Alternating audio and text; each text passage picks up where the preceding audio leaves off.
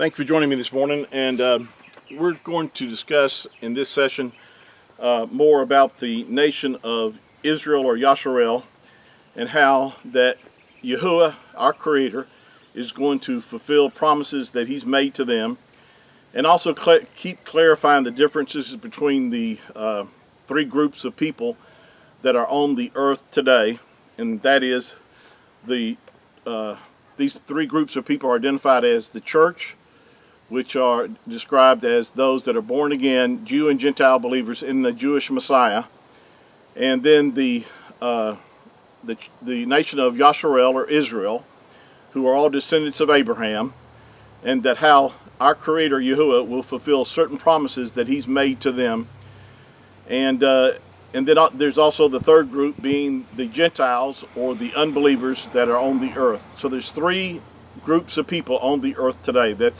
If you can keep that clear in your thinking, then you can understand end-time prophecy as it's going to unfold, and how these three groups of people will be dealt with by our Creator in the future, and how that they all have different destinies, they all have different purposes, and we're going to talk about those in this video and some others coming up. Again, the dual purpose is a twofold purpose for the tribulation period, or 7 years of Daniel's 70th week, or again is referred to as Jacob's trouble. You'll find this in Jeremiah chapter 30 verse 11, and it's mentioned that Yahuwah is going to use this time frame to destroy the nations which have scattered the Jews or the Yahudim, and then the second is to discipline Israel or Yasharel in preparation for the coming coming kingdom age. And so you'll find this in Jeremiah chapter 30 verse 11. Now, scripture that most Christians quote, or that a lot, and they apply it to themselves, but it's really this scripture I'm about to read to you is really not applied to them. It's applied to and it's meant for the nation of Israel or Yasharel. It's in 2 Chronicles chapter 7 verse 14. It says, "If my people, which are called by my name, shall humble themselves and pray, then I will hear from heaven and heal their land."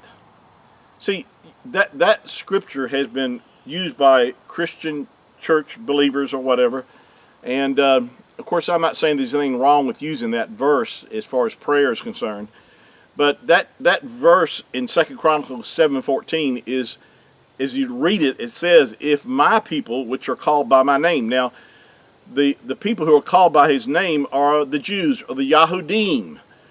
The Creator's name being Yahuwah. Their name, He gave them His name when He married them. When He married the nation of Yasharel to Himself, He gave them His name. That's why they're called Yahudim or Yahudi, because they have of Yahuwah's name in their name. He said, "If my people who are called by my name shall humble themselves and pray, then I will hear from heaven and heal their land." Now, when are they going to pray that prayer? Well, here's some things to consider. Let's see, I was going to find my notes here. He says, when Israel's rejection of the Yahusha as their Messiah was finally complete, He left them alone.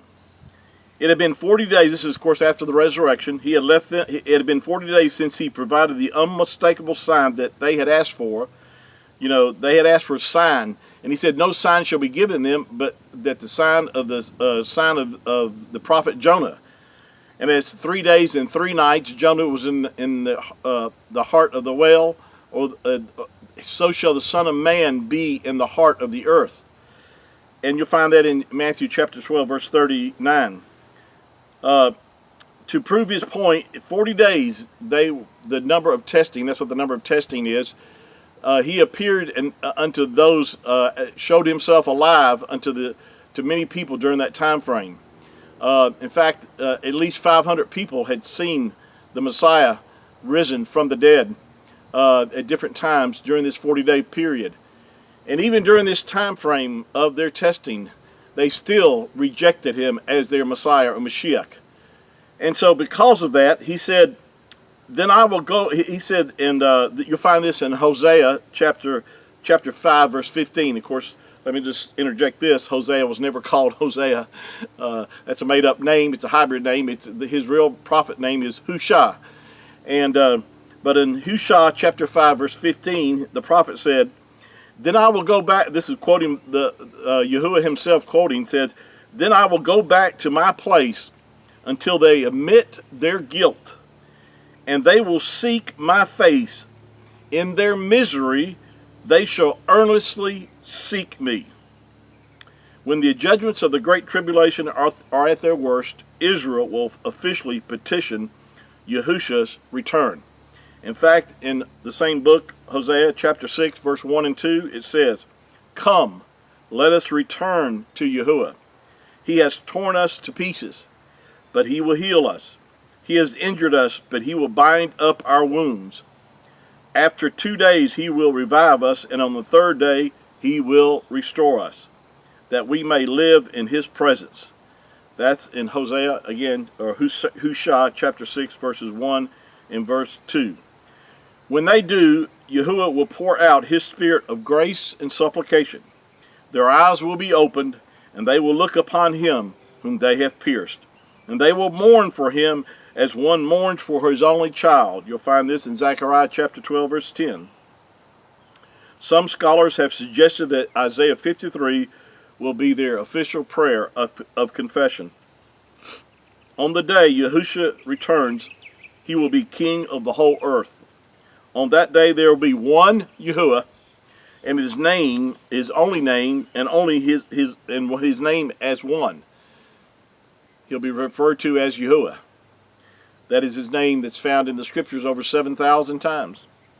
Then Judah, or Yehudah, will it be inhabited forever, in Jerusalem throughout all generations. Their blood guilt, which I have not pardoned, I will pardon. Yahuwah dwells in Zion. You'll find this in Joel chapter 3, verses 20 and 21. And 2 Chronicles chapter 7, verse 14 will be finally fulfilled. But see, the church has already been taken out of the earth.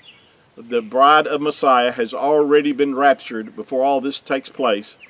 But again, as you see the differences in the church and the nation of Yasharel, and not get them confused, then you can understand end-time prophecies better. We'll pick this up on our next session, so thank you again for joining me this morning. Thank you again, all those that, all your nice, kind comments. I appreciate that very much. Just continue to pray for me to give me guidance and direction of how to implement more teaching, more study out to others that can be helped to minister to. Also, just remember that Yahushua loves you. I love you, and just keep looking up, because our redemption is drawing near. Shalom.